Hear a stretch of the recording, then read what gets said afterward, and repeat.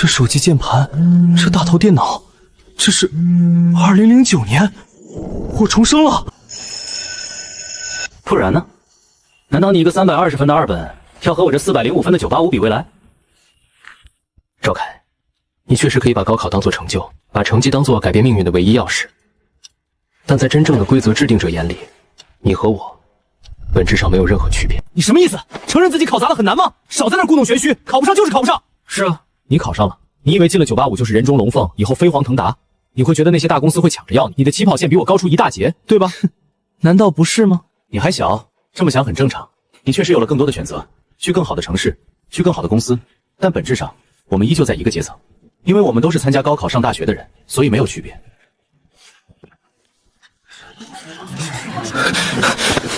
别跟他一般见识，他这就是典型的酸葡萄心理。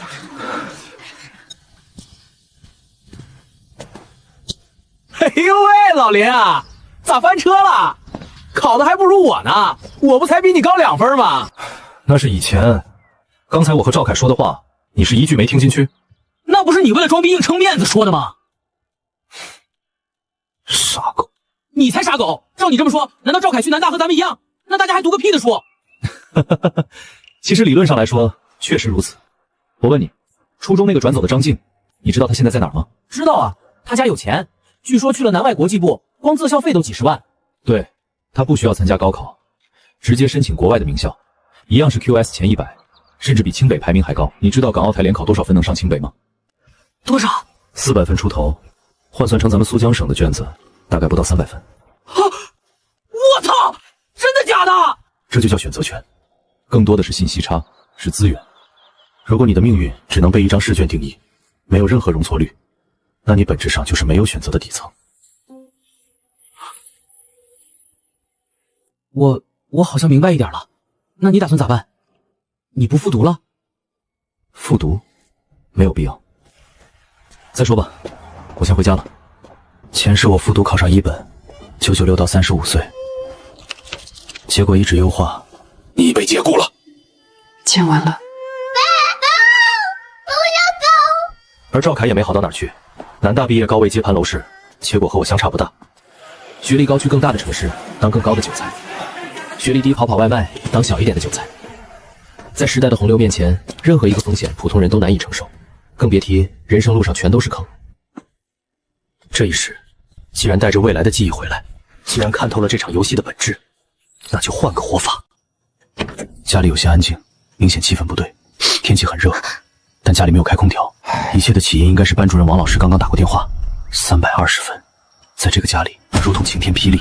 上一世，家里为了供自己复读买房，掏空了的棺材本。妹妹也是大学毕业就早早嫁人，我永远忘不了她被中年男人打得面目全非的样子，还有那句绝望的“哥，我这辈子是不是就这么完了？”那个王八蛋，这辈子别想再靠近林月半步。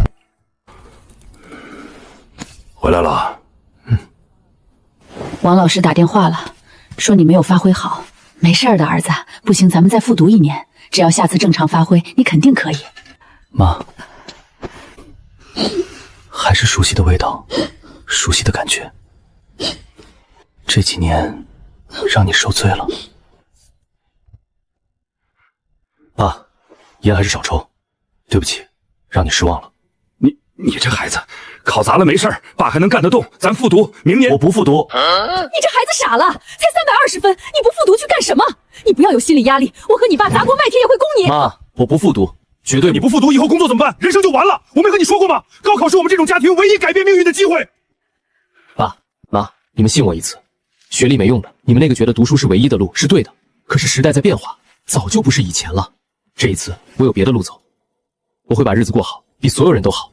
登录成功的瞬间，我差点被一口气呛死。屏幕右上角，那个黑白头像闪动着。咦，网名叫我为谁哀悼，个性签名是爱已成伤。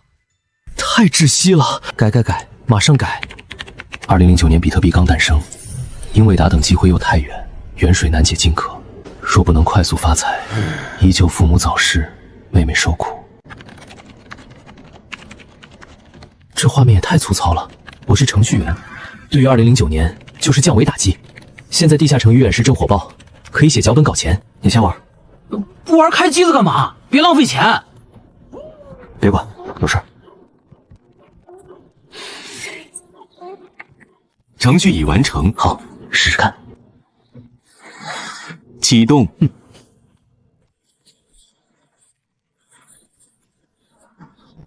战斗胜利！我操，老林，你这是啥呀？是挂吗？稳不稳？会不会封号？不会，这是我自己写的。吹吧，那你给我整个一键秒杀。可以，我回家一趟，帮我看着别关机。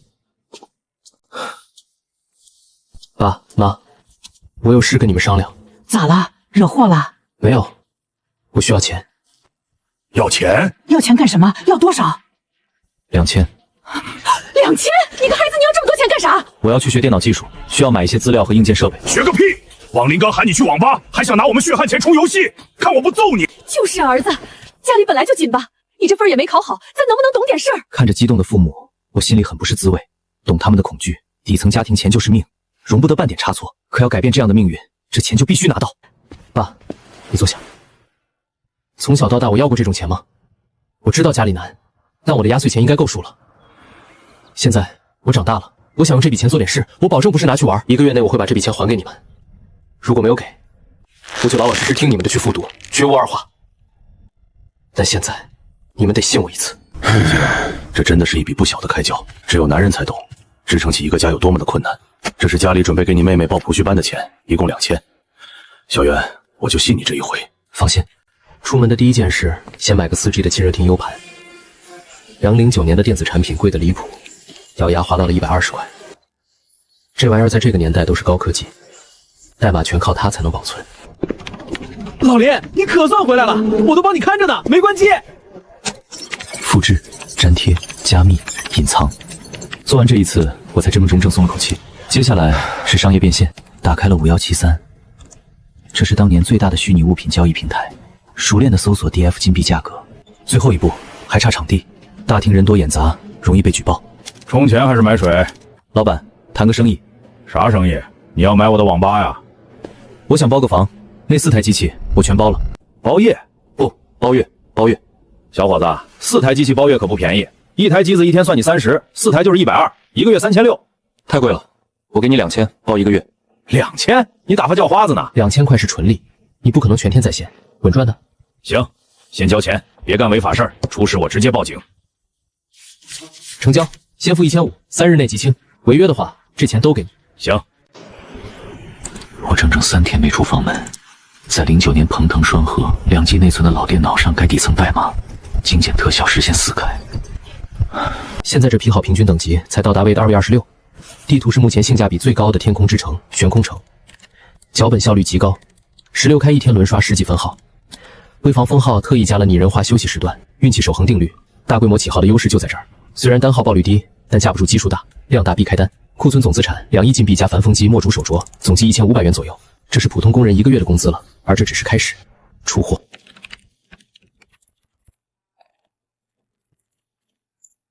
比市价稍微低了一点点，为的就是秒出。您寄售的商品已被拍下，交易成功，入账1377.5元。稳了，虽然扣了手续费很肉疼，但这钱来得干净安全。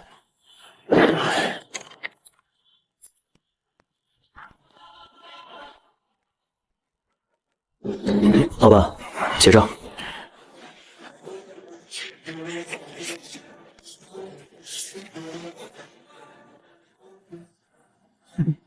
这是老板，这几天还得麻烦你，这几天包间别碰电源网线，里面在跑程序，要是断电了，我这可是要找你哦。行，放心，只要供电局没断电，你那屋的电就断不了。谢了，至少这一步是稳了。老板，结账。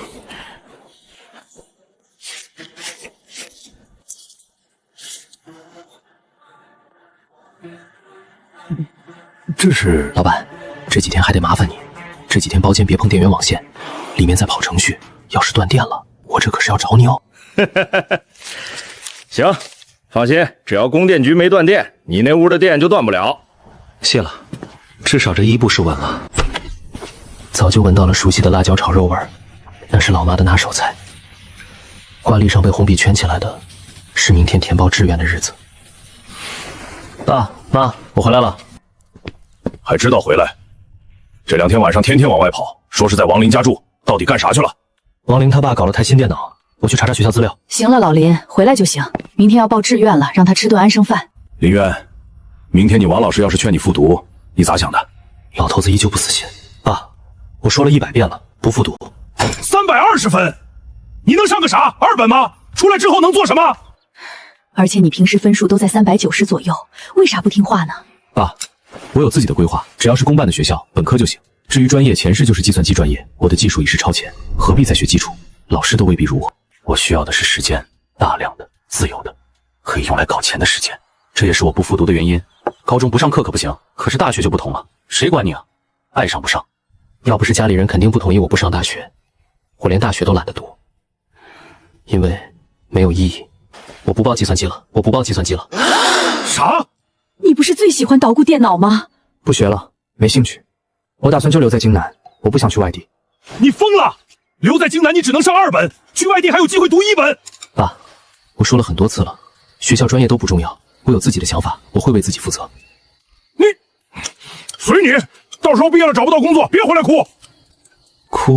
哭不了一点。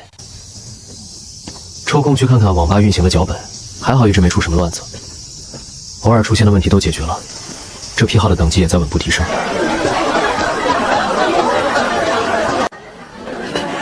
老林，这儿，给，热死爹了。哎，想好没？虽然咱俩这分半斤八两，不过嘛，我322，你320，哎呀，这就很尴尬了。我的选择比你多一丢丢。322分，这分数最好的选择也是个2本，搞不好还得滑到3本独立学院去。但这并不妨碍这傻狗在我面前找优越感。行，你牛逼，那你打算报哪儿？我爸说我土木或成工程管理，说是以后好回来接帮做生意，但我不想去，我想跟你一块儿。哎，你去哪儿？咱哥俩虽然分不高，但好歹能凑个伴儿。到了大学我也好罩着你。我打算就在京南。那我和你一样，不管啥学校，只要在京南就行。哎，你们听说了吗？赵凯这次稳上南大了，真羡慕啊！985啊，以后出来肯定混得不差。咱们这些2本的，以后估计也就只能给人家打工喽。其实啊，选学校很关键。有些2本学校学费贵不说，师资还差，去了也是浪费4年时间，还不如复读。凯哥说的对啊。哎，林渊，你这分挺尴尬的吧？320，刚好卡在2本线边上，万一滑档了，那可就得去读3本喽。刘洋，你放什么屁呢？320咋了？我322，我骄傲了吗？3本怎么了？吃你家大米了？太幼稚了，这种高中生的攀比，在我看来，简直像是在看幼儿园小朋友抢糖吃。不用操心我，赵凯，祝贺你。不过你还是先想想学什么专业吧。刘洋，你那分好像也没比我俩高多少吧？先管好你自己。林渊，嘴硬没用，社会是很现实的，学历就是阶层。等你毕业找工作碰壁的时候，希望你还能这么自信。今天填志愿，这是大事儿，关系到你们一辈子，都给我打起精神来。具体的填报规则我就不啰嗦了，但我得强调一点，量力而行，别好高骛远。林渊，你出来一下。完了，老林，老板肯定是来劝退的，让你去复读1本2121。没事。林渊啊，你这次太可惜了，你的底子我是知道的，平时都是前3名，320分，这个分走2本太亏了。老师跟你交个底，我和一个复读班主任很熟，你要是愿意去，我给你写推荐信，学费能减免1半。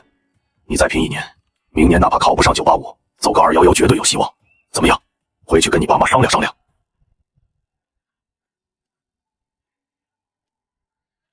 王老师，谢谢您，但是我不打算复读，我读个普通的2本就好。你这孩子怎么这么倔呢？2本和重点那能一样吗？那起跑线都不一样。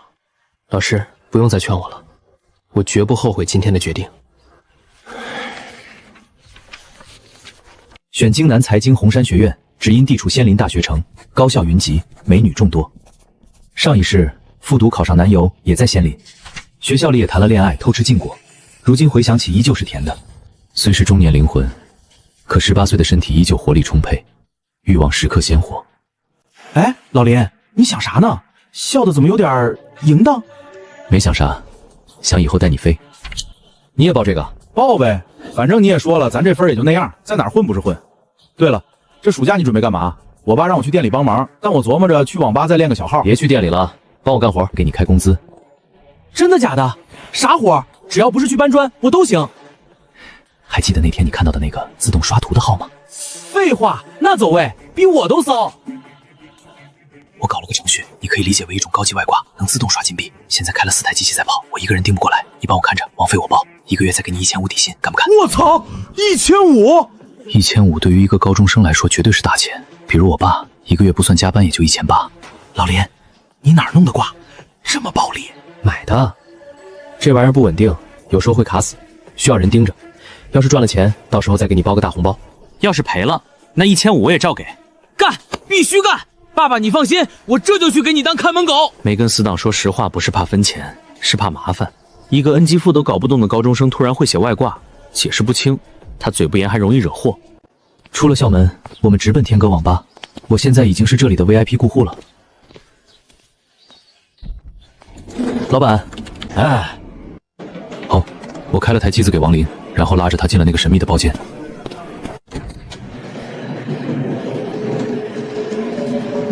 我靠，这啥玩意儿？游戏呢？怎么变成这鬼话精了？这是底层运行模式，省内存的，你不用管原理，只要看到窗口卡住或报错，就记下来打电话给我。懂了，这会儿轻松啊。那我能不能一边看这一边玩游戏？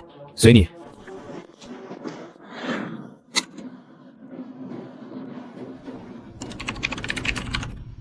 我操！你怎么连农场都没开通？什么农场？企鹅农场啊，偷菜啊，这你都不知道？嘿嘿，赵凯这嗓子的萝卜熟了，偷。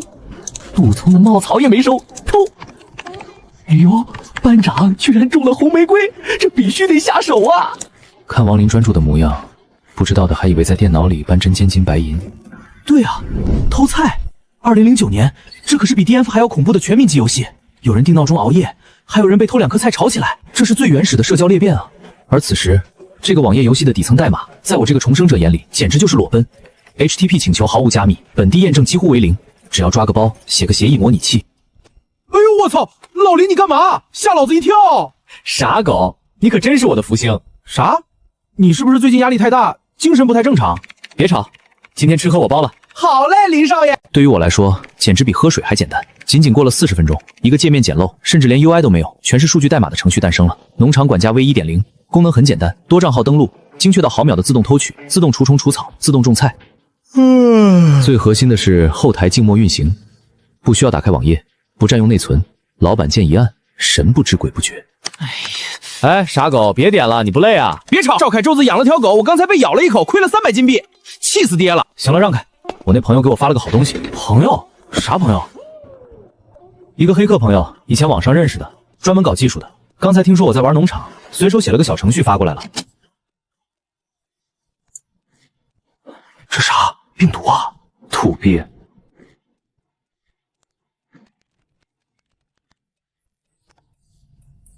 看好了，检测到好友班长曹操成熟，倒计时3秒；检测到好友赵凯白萝卜成熟，倒计时5秒。防狗判定开启，绕过成功，偷取成功，获得麦曹吃3，偷取成功，获得白萝卜吃2。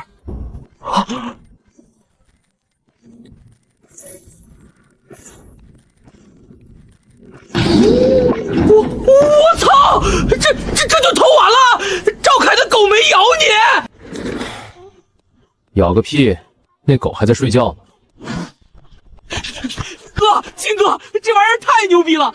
快给我装上，我要在排行榜当第1。这不是已经给你安排了吗？想要真正利用这个风口起飞，得走量，而走量最好的地方只有一个：宝淘。2009年的宝淘正是草莽英雄辈出的时代，没有复杂的流量权重，只要你的东西好，关键词准，就能爆单。还在半夜定闹钟，还在被狗咬，哼哼，全自动托管，睡觉也能偷光全部好友，无效退款，封号包赔。虚拟物品交易最大的痛点是什么？是发货。现在宝淘上的卖家大部分都是人工发货，得写个自动发货软件，这对他来说比写偷菜脚本还简单。一旦检测到已付款，立刻自动发货。更因为深知人性，用过这种秒收秒偷的爽快感之后，没人回得会，这就叫用户粘性。这3板刀下去，在这个鱼龙混杂的虚拟市场上，我的店就是正规军，就是降维打击。我把软件打包，生成了第一批500个激活码，注入自动发货数据库，并且在后台设置了一下退货后锁定账号，防止被白嫖卡 bug。让子弹飞一会儿，我一边整理这2天的金币收益，正好1000多块。号等级高了，收益也变得多了，偶尔还会有几件极品装备。交易成功，熟练的整合，资金到账，挂单。到账后，我第一时间交了保证金。看着这一幕，不禁觉得有些好笑。人年纪越大，越难获得快乐。思绪回转，这一切只是个开始。农场和打金脚本都是小打小闹，等到有了本金，能够买一个本地服务器，这才是布局的开始。老板，这挂真的假的？不会封号吧？能不能便宜点？来了，第一笔订单。果然还是09年的生意好做。这时候很多人对于网店还是一窍不通。我用10分钟写好的自动回复桥本，解释是多余的。7天无理由，封号包赔1000元。视频演示，钱不多，但这代表着商业闭环的跑通，从需求到产品到流量，再到变现。这第一单19.9元，只是开始。下班高峰期，也是偷菜的高峰期，不到半个小时，旺旺的消息提示音就连成了一片。对我来说，这就是最美妙的乐章。这种傻瓜式捡钱的感觉，真舒服。在这个人均工资不到2000的2009年，销售额8350，我一晚上赚了普通人快半年的工资。然而，华国互联网的定律是，只要你有肉吃，狗闻着味儿就来了。第二天早上，我刚到网吧，习惯性打开后台，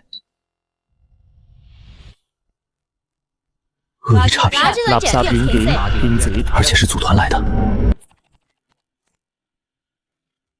我顺手一搜，好家伙，一夜之间冒出来7、8家新店。最恶心的是价格，价格战吗？这一幕太熟悉了。如果是18岁的我，这会儿估计已经气得跟人对骂，但现在的我只觉得那几家店的老板就是小丑，和我拼技术。下载下来一看，我乐了，这哪是什么底层协议模拟，这就是个简陋的案件精灵脚本。嘿嘿，就这，同行想玩死我，那我就教教你们什么叫降维打击。第一步，技术压制。我花了10分钟，给自己的软件加了个自动更新碗块。这微小的变动对那些劣质的按键脚本来说是致命的。第二步，服务壁垒。我直接在首页面挂出郑重声明，将我们的优势与盗版的危害讲清楚。网唯一真正购买24小时无人，凡是购买别家软件被坑的，凭截图本店立减5元。这一条是为了将对手的客户转化为我的。在这个年代，保淘都是人工审核，只要证据链完整，恶意差评是可以申诉的。就算不行，我也有的是办法让差评消失。未来的技术手段放到现在就是降维打击。骗子，把我的家都占了！老板，我给你拉了整个宿舍的同学。老板，我错了，不该贪便宜买隔壁的，还是你家的好用。反正是市场很大，自己吃一部分就可以了。而且这个生意终究是小打小闹，上不得台面。处理完那些跟风的跳梁小丑，我并没有闲着。虽然短期胜利，但是这种软件还是没什么行业门槛，太多人可以复制。没有技术壁垒的东西，最后都会死得很快。还好老子年轻，现在才终于明白，年轻就是资本这句话了。农场脚本只去开胃菜，赚的是快钱，不可能长久。打个比方，烟草，你敢自己搞就立马进入吃牢饭，好像满几千金额起步就是5年。我要回想下09年的信息，作为一个普通人，能改变的东西实在有限。知道了未来发展，但是没有本金依旧寸步难行。比如现在的4万亿计划，很多有内幕消息的人早就开始买房囤地，富豪榜上快1半都是来自房地产。为什么电商可以挣钱？因为新兴行业那些掌握权力的人不太懂，所以在各种行业初期总是诞生出各种财富神话。但是，一旦这个行业逐渐透明，开始有资方进入，那么普通人再想赚钱，千难万难。那时候初期的双11可是一场商业神话，从开始无人问津，到后来无数人在电脑前守着时间疯狂抢货。开始的时候打印机都没有，全靠手抄。还有就是宝淘商家版功能简陋，全靠人工，自动上下架、批量修改价格、自动好评、库存预警。这玩意儿要是出来，1小时1万都不是没有可能。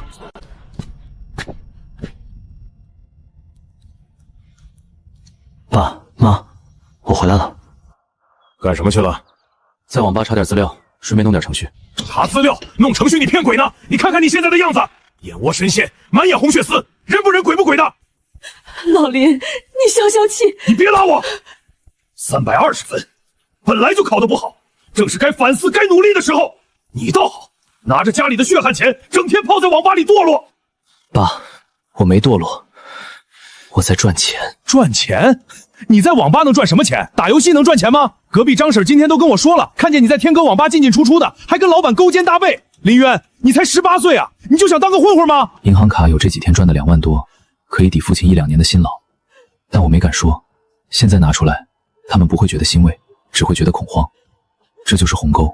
爸妈，我知道你们担心我，但我没学坏，也没乱花钱。我是在学技术，学怎么在这个新时代生存，我也没指望你们现在能懂，时间会证明一切。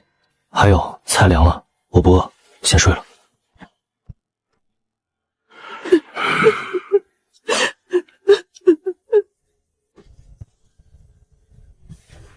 重生者的孤独，大概就在于此吧。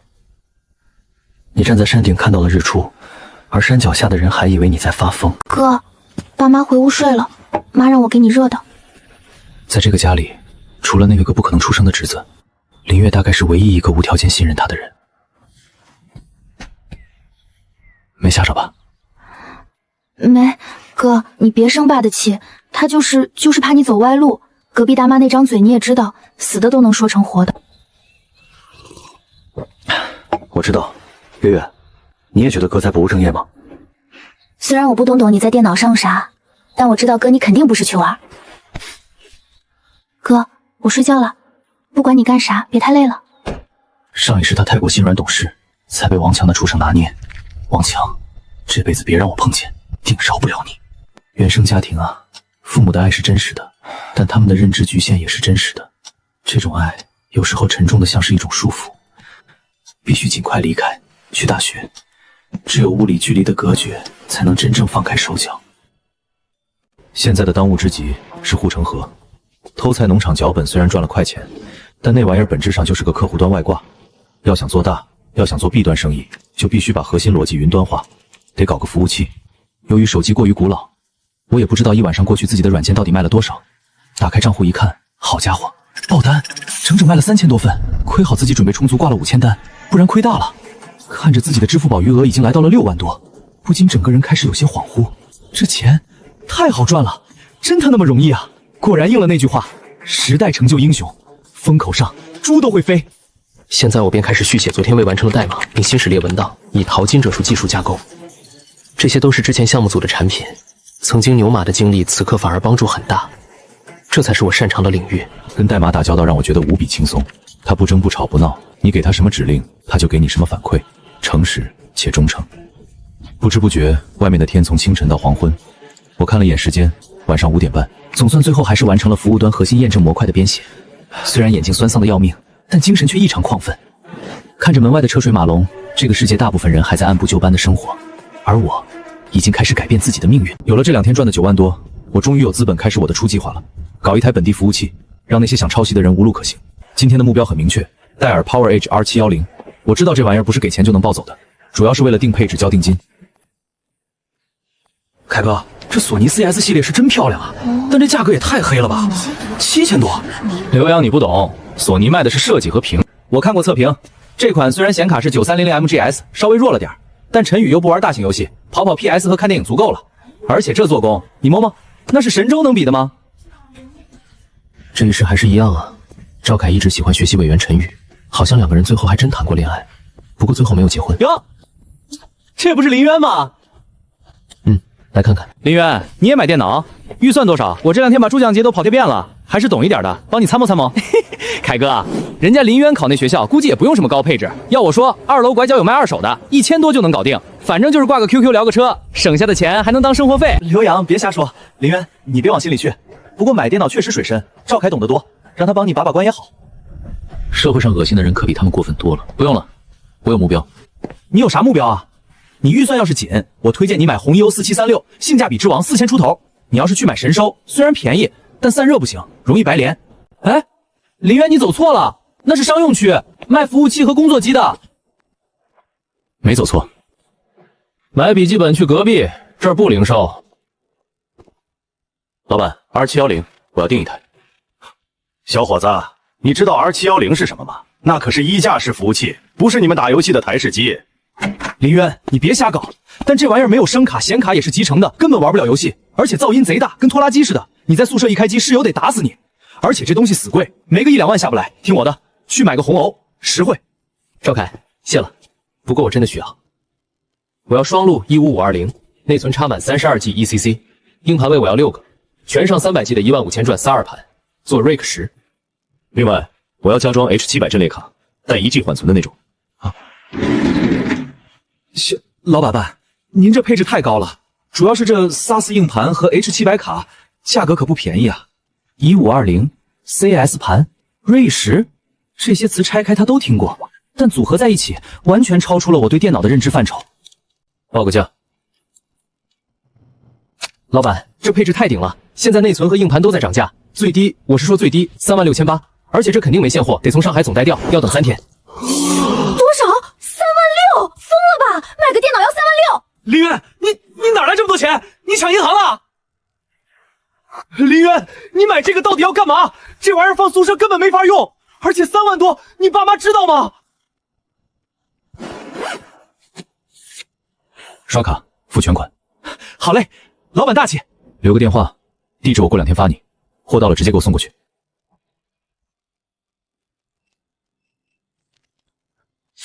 赵凯，你说的对，这玩意儿确实噪音大，我也是有别的用处，多谢关心。36000，别的用处。好像自从分数下来以后，林渊整个人都变得越来越陌生。自己平时也就是一直成绩比林渊差一点才有些不服气，所以林渊高考失利自己说了2句。可是现在这个林渊越来越让他看不明白了。从珠江路出来，我感觉神清气爽。那台服务器就是我计划的地基，有了它，不管是农场辅助还是未来的淘宝商家软件，都有了真正的云端保障。既然服务器都买了，那租房的事儿也得提上日程。我操，兄弟们，你们猜我在珠江路看见谁了？林渊！他36000买了台电脑。真的假的？36000？他不是考砸了吗？哪来这么多钱？刘洋，你吹牛逼吧？林渊平时穿的那双回力鞋都开胶了，还能拿出36000？真的，我也在场，我和赵凯、陈宇都看见了。大家别瞎猜了，林渊可能是有什么正事吧？正事？狗屁正事！这钱肯定来路不正。他家什么条件和谁不清楚？他爸就是普通工人，哪来36000给他？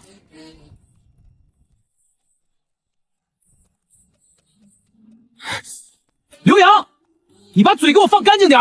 再造谣，信不信老子明天去超市堵你？那是渊哥凭本事赚的，哈哈哈，笑死我了！他高考才结束几天啊，去搬砖能赚36000，去抢银行还差不多。心虚你大爷！刘洋你个傻逼！既然你们非要问，那我就告诉你们，渊哥做游戏脚本打个屁！渊哥一天就能赚几千，你们这群井底之蛙！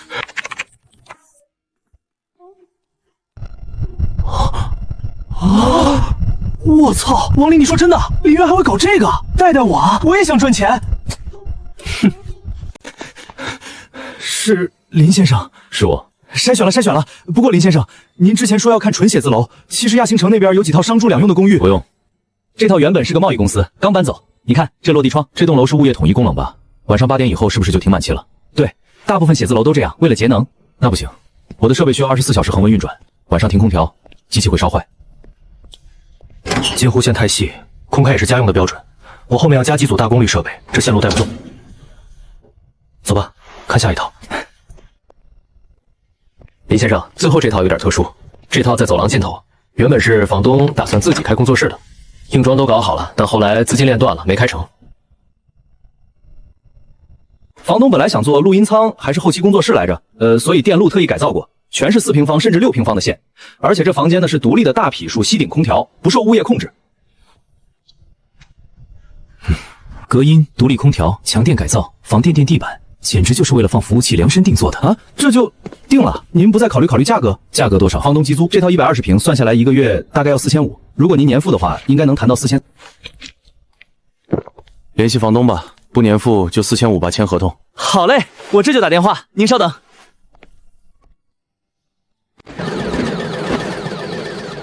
企鹅头像异常闪烁，消息刷屏，全是同学艾特。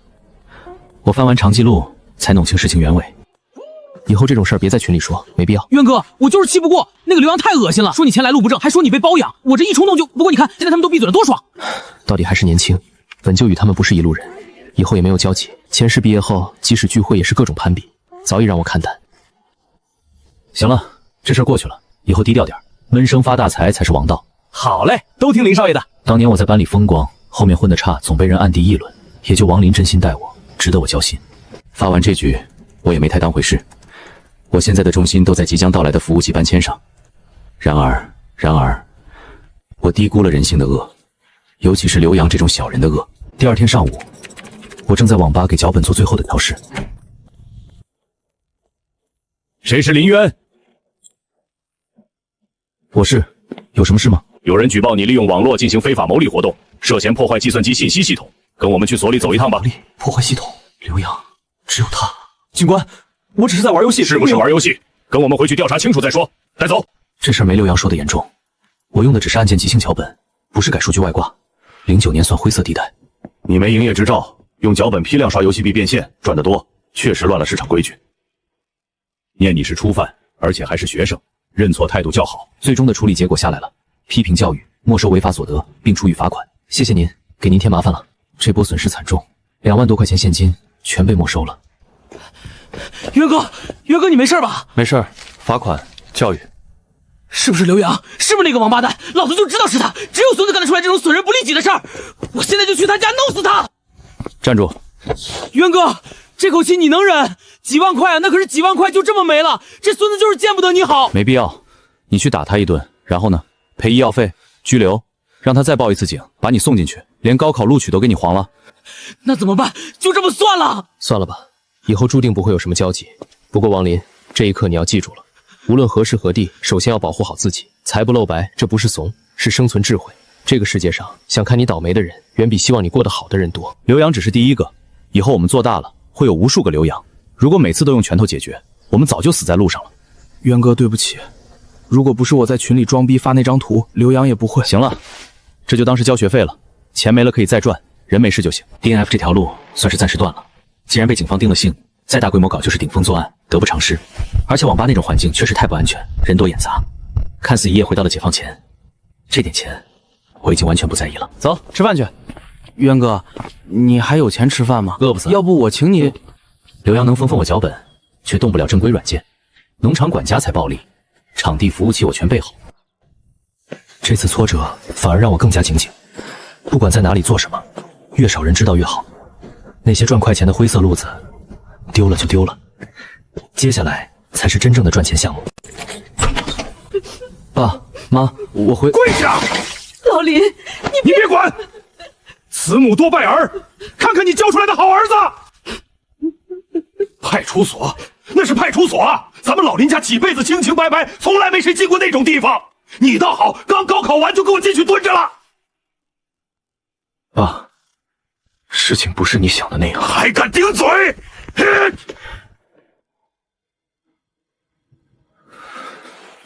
造孽呀，真是造孽！你知不知道进派出所意味着什么？意味着你有案底了，你这辈子完了。以后考公务员进国企，人家一查你有案底儿，谁敢要你？我和你妈起妈起早贪黑供你读书，就是为了让你去干违法乱纪的事儿吗？这就是那个年代普通家庭最典型的思维逻辑，一种令人窒息的绝望感。在他们的认知里，警察找上门等于犯罪，等于人生尽毁。我没干违法乱纪的事儿，也没留案底。警察抓我不是因为我犯法，而是因为我赚钱太多，没办营业执照。啊？啥？不可能！你个学生能赚什么钱？肯定是被外面的坏人骗了去搞传销或者诈骗。这是银行的到账短信，6行天收到短信，你自己看。银行余额3200元。3200？这钱哪儿来的？你是不是去抢了？还是真在网上搞诈骗？这是淘宝商家推广佣金。爸，现在时代不同了，我帮网店写程序引流赚钱，流水大没办证被罚了款。帮淘宝卖东西？那警察真的没给你记过？民警说，只要租场地办证就是合法生意，真犯法哪能这么快放我出来？所以，为了不让警察再找上门，我必须在外面租个正规的写字楼，把这个执照办下来。还要租写字楼？算了，我老了，搞不懂你们这些年轻人的玩意儿。但林渊，你给我记住了，只要你不犯法，不走歪门邪道，你想折腾就折腾吧。但凡让我知道你再进一次派出所，我就当没生过你这个儿子。知道了。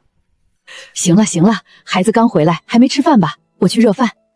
那一顿晚饭吃得如同嚼蜡，父母小心翼翼的眼神，欲言又止的试探，那种以爱为名的沉重关注，让我感到一阵窒息。只有搬出去，才能开始自己的事业。办什么业务？宽带还是座机？装一条企业专线。小伙子，家里装宽带去那边那个窗口，这里是对公的，给公司装的。我就是给公司装，地址在紫金科创中心16楼。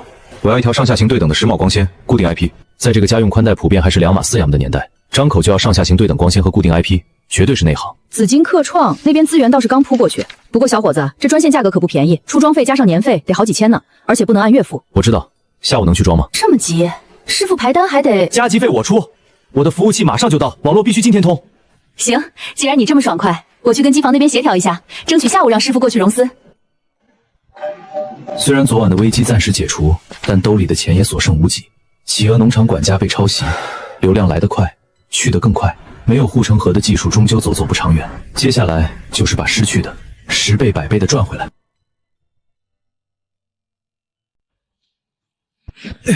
哥们儿，这里面装的什么啊？死沉死沉的。一些精密仪器。这就是花了3万6买回来的服务器。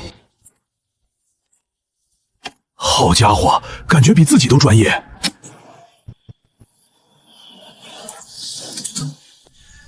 通了，万事俱备，只欠终端。老板，我要装机 G41的主板15300的 U，2G 内存，硬盘给个160G 的就行。显卡集成，电源要稳。要几台？10台。10台？那价格好商量。你要是都要显示器，我给你送鉴宝套装。显示器要19寸宽屏的，杂牌也行，只要没坏点。你好。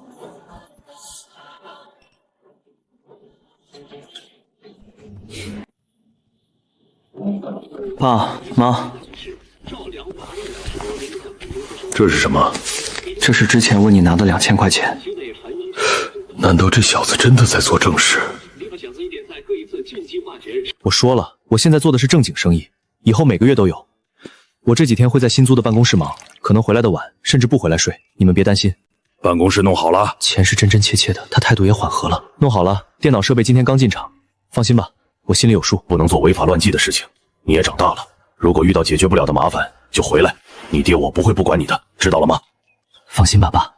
虽然他们不会理解，但这份关心和爱却是真真切切的。接下来的3天，我几乎是住在了办公室里，一直关注着市场动向。农场辅助的热度正在消退，市面上免费破解的版本层出不穷，这波快钱已经赚到了头。现在开发的是真正的杀手锏。09年淘宝即将爆发，商家扎堆，可工具却特别落后。大卖家每天手动处理海量订单，库存靠人肉核对，又慢又容易错。利用服务器的强大算力，软件可以实现多店铺、多客服同步云端，在09年完全是降维碾压。搞定！终于有了自己的护城河，这下谁都不能抄袭我的劳动成果了。软件有了，接下来就是最难的一步，找客户。既然没钱推广，那就只能用点野路子了。接下来3天，现实狠狠打脸。死骗子！我以为软件能降维打击，结果卖家冷淡，更没人对主人追捧。我一遍遍搜店，发旺旺，复制话术，要么被骂，要么无视。3天只有几人勉强适用。360爆毒了，你还说安装时麻烦不断，我挨个教他们关误报，加白帽耳做云端验证。老板，你这软件好用，我500买断。服务器电费、专线宽带费、未来的维护成本，500块钱买断。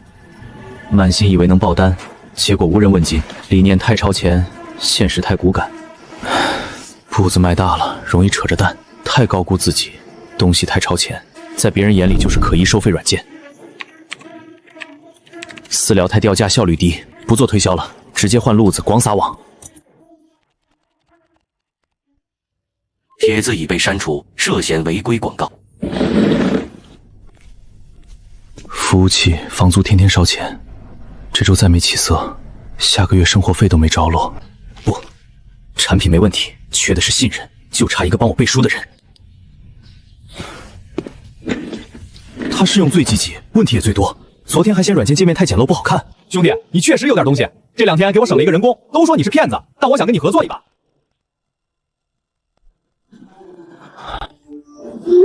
啊？怎么个合作法？兄弟，直说了，但我用了2天，软件是真牛。我在义乌青岩流，中国网店第1村，你该知道这地方。青岩流村号称华国宝陶第1村，在2009年，那里的空气里都飘着快递胶带的味道，家家户户都在做电商，整栋的农民房里塞满了货物和通宵打包的年轻人。那里是电商的集中地。我身边全是淘宝卖家，最愁打单发货，你软件刚好解决痛点，我可以帮你卖。陈峰聪明又敢干，敢用信誉带书，眼光狠，魄力足。浙江人果然会做生意。你要多少？你这软件99一个月，我要55开，以后续费也要抽成。典型狮子大开口。55开，续系还要抽？首单给你50，续费不抽成，我担服务器维护，你只推广没成本，而且我这个软件一定最后可以占领市场，你也知道有多么好用。你有眼光有魄力，我现在没铺开，但迟早做大。一周卖超1000单，我给你61单，2000单70，3000单99，全给你，如何？我让利手单换快速占领市场，不在乎眼前收益。如果产品独家完，次月续费稳赚。行，半个月吧，7天有点短。成交。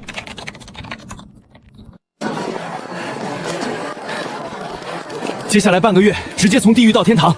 2009年完成1000单就有6万，而且是无本买卖，简直是赚空套白狼。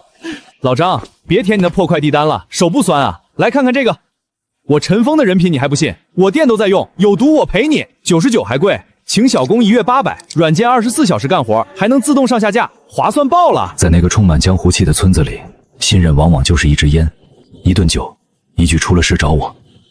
第3天。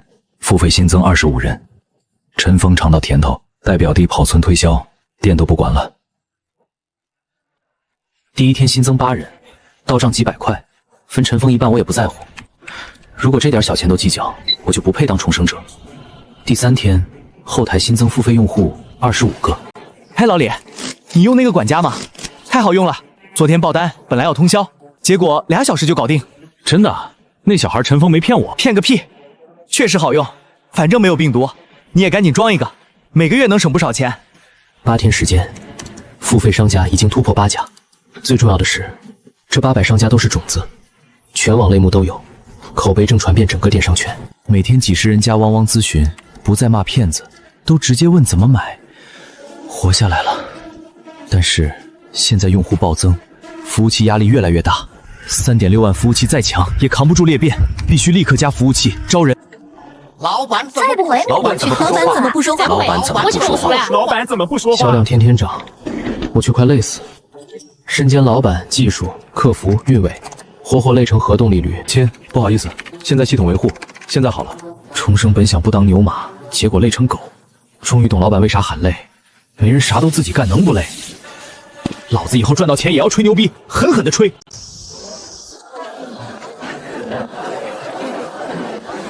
你换做其他国家未必可以，但是在华国，你只要敢招聘，就有人来应聘。别问，问就是我爱工作。那个同学，你们招客服？对，招客服。打字速度多少？1分钟80个字没问题。我们在学校经常聊，经常练习。能接受倒班吗？有夜班？能，只要按时发工资、签合同就可以。试用期1200，转正后1500，有5险1金。工作就是回复旺旺，处理订单问题。老板，我们可以。行。明天带着身份证来紫金科创中心305报道。有了客服，财务更关键，能省大钱。再不注册公司报税，被查就是非法经营，绝对不能碰。我有5年外企财务经验，中级会计证，你们才开2500。大姐，现在行情就这样，你不干有的是人干。美女，聊聊。你是 LY 科技招财务主管，底薪3000，交5险。你是老板？是的，找个地方坐坐。情况就是这么个情况，现在是草创期，就我一个，但是流水挺大的。个10、100、1000万，日流水4000多。我需要你把营业执照赶紧办下来，搭建完整财务制度，税益分不少。执照我有熟人能办，但做账保税私户转公后都要时间，而且试用期3000，下个月公司正式注册下来，给你涨到3500外加年终奖，只要工作质量没问题，后续一切都可以商量。老板，合作愉快，叫我韩云或者财务就可以。欢迎入职。有客服不用死守电脑当打字机，有财务不怕被查。班子虽小，总算成型。接下来，终于可以早做点别的事情了。合作期做结束，推广数26.685，是时候给陈峰转账了。看着即将划走的钱，我反而觉得太值了。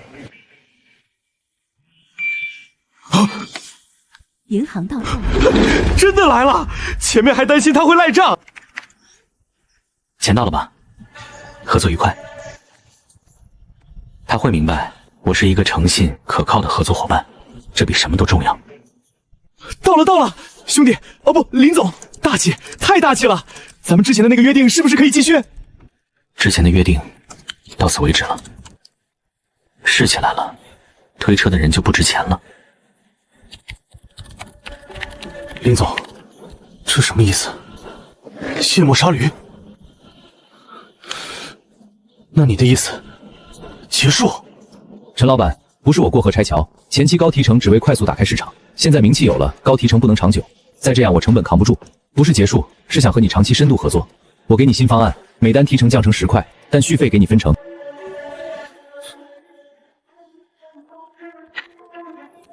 10块？你这也太少了。凡是你推广的客户，只要他们以后每个月续费，我都分给你5%，而且之前的也算。这5%的续费分成才是真正的金矿。我手里2600个客户，下月续费就是13000，躺赚，而且基数会越来越大。林总，你确定？只要续费就一直给？签合同，白纸黑字。但我有要求，你得搭个正规地推团队，我按业绩考核，1000、2000、3000单，提成分别10、20、30块，并且我保证，只要这个软件在卖，我就会一直付给你提成，绝不食言。可以，我们见个面吧。合同签了，我就立刻动身。搞定。陈峰有野心，有执行力，有眼光，产品再好也需要推广，结果才是唯一。分他未来收益我不心疼，这等于花了近20万买了2600个高粘性用户，除非有更好用、更实惠的软件出现，否则他们不可能离开。而且我早就部署好了本地服务器，想破解，拆包出来的只能是一堆乱码。更何况现在的99元版只是个开始，我还有更强的 VIP 版没放出来。云端24小时自动回复，关机断网照样秒回客户，智能库存预警，自动下架商品，再也不怕超卖。真正的杀手锏是差评拦截，这在2009年价值无法估量。VIP 版加多店同步，数据分析，到时999照样抢着买。陈峰那点分成不算啥，但愿你每半个月都拉来这么多用户。但对于我来说，这只是第一桶金，仅仅只是一个开始。半个多月，我第一次回家，因为录取通知书到了。大妈，哎，那不是老林家的二小子吗？说他在外面搞网络诈骗，警察都上门了。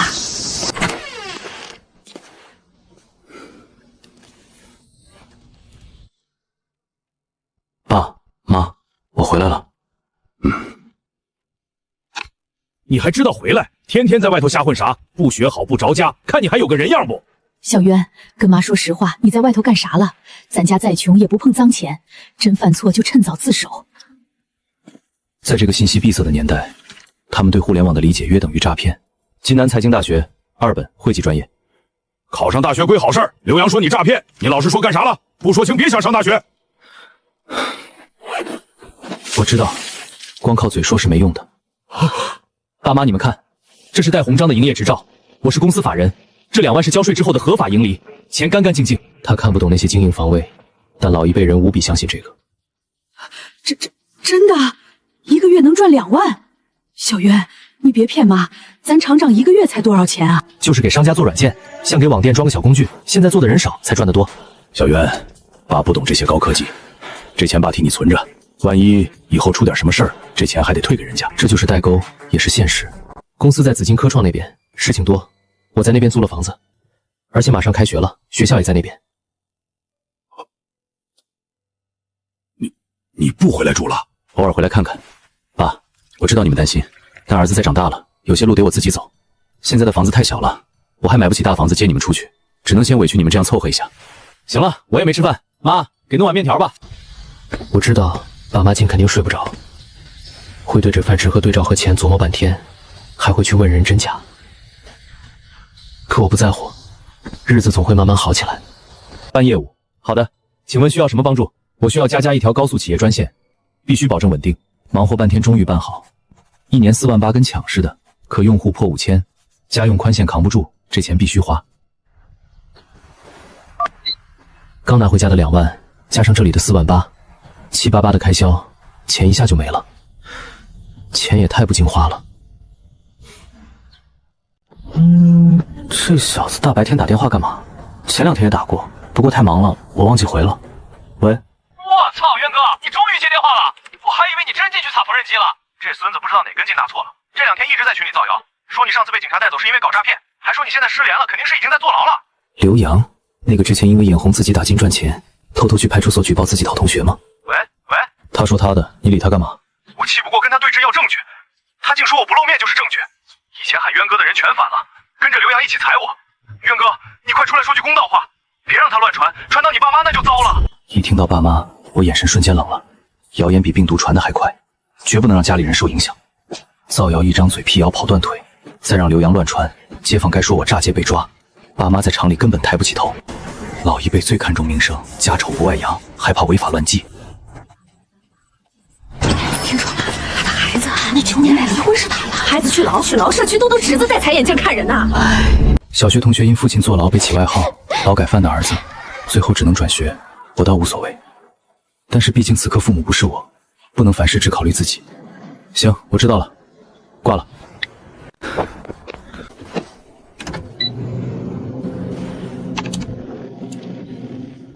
一进去，消息正如瀑布般刷新。我说林渊不敢出来吧，我亲眼见他在网吧被警察带走，那就是违法了。还说他创业，就是网络诈骗。这次没影，指定又蹲进去了。真没想到啊，来钱快的都在刑法里，趁早离林渊远点，别被他牵连。看着这些字眼儿，我不仅没有生气，反而觉得有些好笑，太幼稚了。换以前早跟他们对喷了，现在看这些话，心里一点波澜没有，甚至觉得刘洋有点可怜，靠造谣找存在感，我俩早不是一个层次了。不过王林说的对，苍蝇不咬人，鹤应人。为了爸妈，必须堵上他的嘴。陈峰地推加线上雷变，后台每天流水高的杀人，日流水破3万，等执照下来，每一分钱都如实纳税。2009年这收入顶不少普通家庭整整2年的工资。大家引以为戒吧，好好上大学才是正路。我是正规软件开发，合法营业执照办理中，不劳费心。另外送你一句话：人永远无法理解自己认知以外的事情。你还小，我不怪你。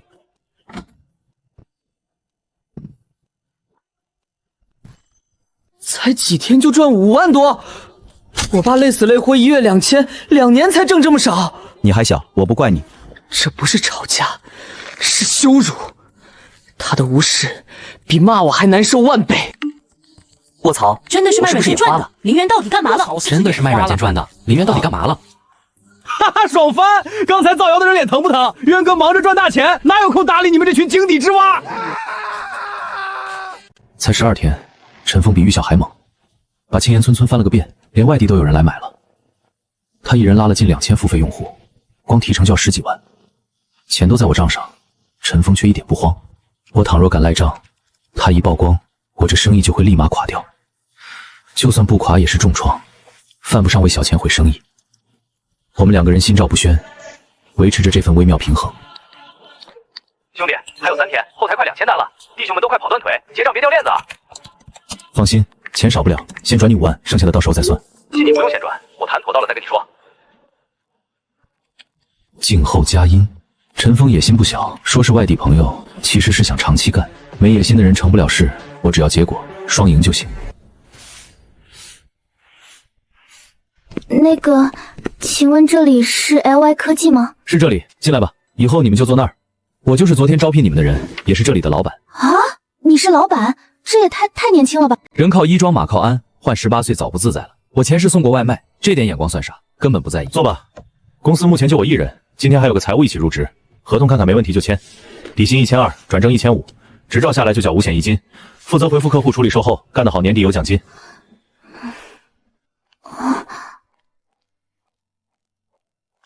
这是刚从工商那边拿回来的预核明通知书，执照大概还要2天，税务登记那边我也跑过了。辛苦了。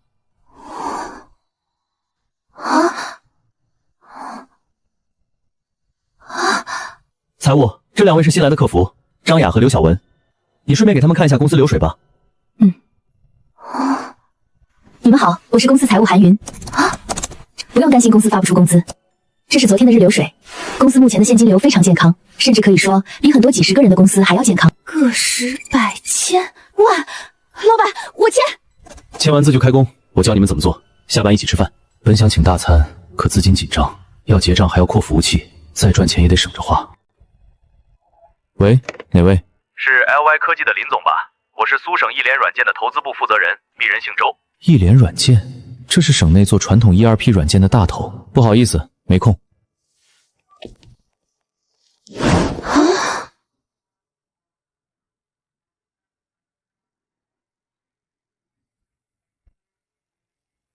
林总果然年轻有为。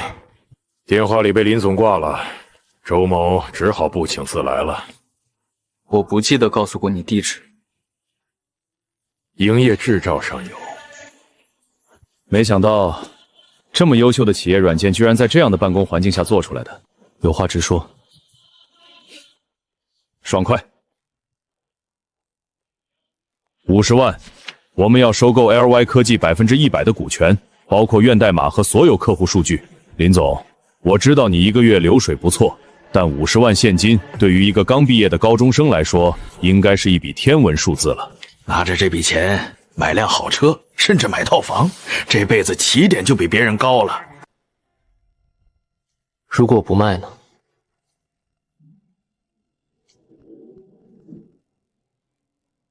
路很滑，容易摔跤。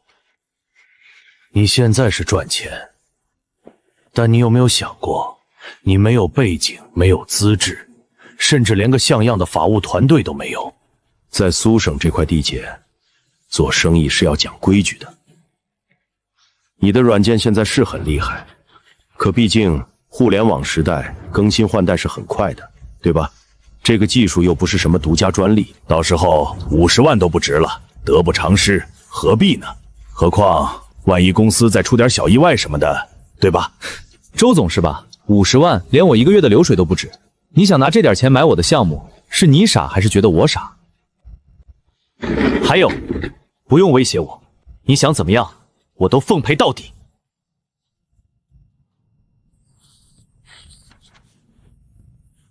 行，林总有骨气，希望明天你还能这么硬气。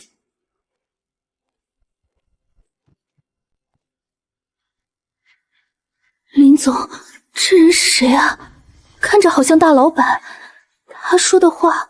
林总，一联软件我知道，在省里关系很硬，他们要是真想搞我们，干活。兵来将挡，水来土掩。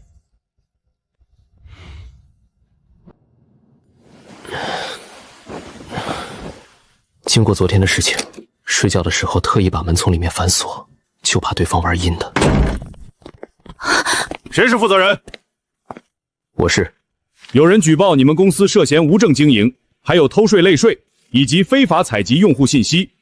举报，果然来了，而且是组合拳。韩云，在。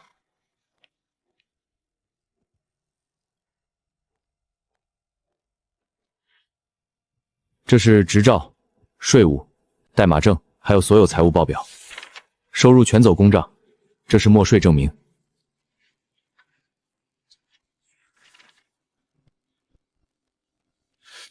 这账做得不错。我们是大学生创业，绝对守法合规，肯定是遭人恶意举报。您看我们哪像有问题的？行了，账目目前看没问题，证照也齐全。举报信息我们会移交网监核查，期间务必合规经营，别打擦边球。一定配合，一定配合。唉，吓死我了，我还以为要把我们抓走了。林总，幸亏当初你坚持要全额纳税，要不然今天……